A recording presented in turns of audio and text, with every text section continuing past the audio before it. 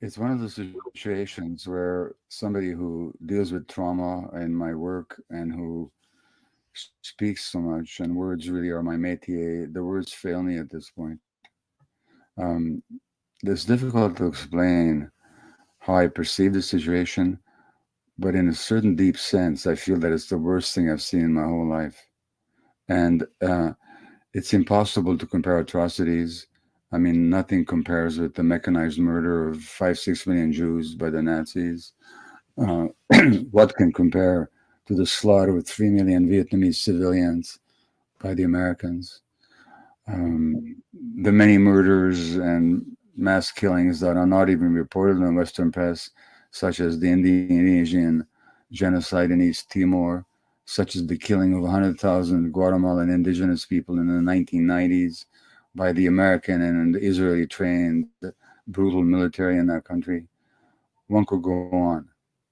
But what is different about this is that I've never seen anything so publicly committed, such atrocities perpetrated on television, and the victims are presented as the perpetrators, and either this spectacle, this obscene, vicious spectacle that we're subjected to, is either supported or condoned by the major media, and all the politicians.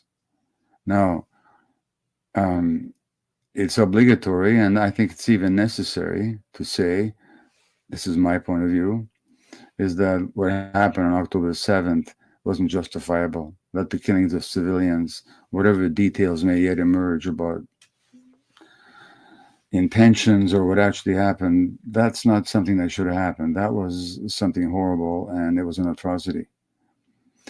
But even the need to say that comes out of a culture in which the atrocities of the other side are never called out. No Israeli spokesman, when they talk about their policies, ever asked, "Do you condemn the pogrom at Hawara in the West Bank earlier this year? Do you condemn the killings of Palestinian children by settlers? Do you do you condemn the regular attacks by the settlers? Do you understand that the former deputy chief of staff of the Israeli army said that the situation of the Palestinians in the West Bank reminds him of the situation of Jews in Germany? Is this even reported in the Western press?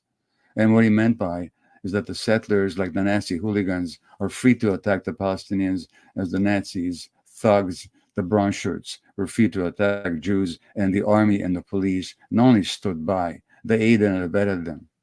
Is the Western public made aware of the thousands of Jewish Israeli rabbis and historians and intellectuals who recently signed a document calling the present situation clearly apartheid?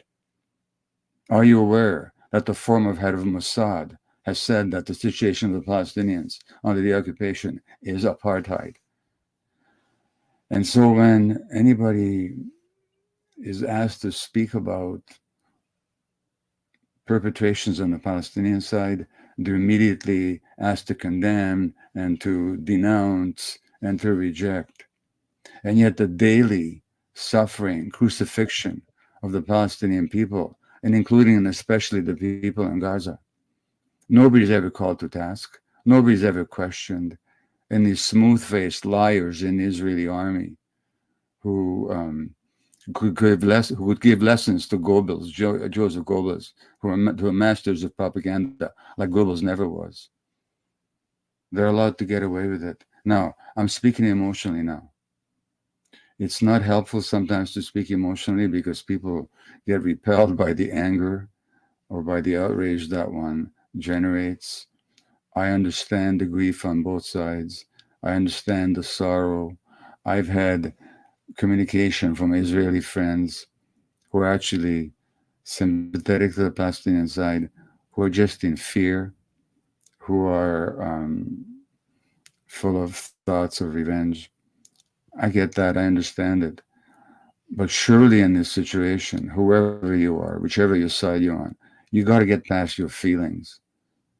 You can understand your feelings, you can accept them, but you owe, if you want truth, and if you want peace, and if you want justice, you can't just go by feelings that are conditioned by decades of propaganda, decades of weaponizing the suffering of Jews as a baton with which to beat the Palestinians. You got to get past that. And you have to actually ask yourself, do I really know what's going on? Have I stood 1 second even in my mind in the shoes of the other? Have I tried to understand what's happening to those people? If they committed certain acts that are hateful, what drove them to that hate? Did the Palestinians come to Europe to attack Jews? Or did something happen in their land that made them so desperate?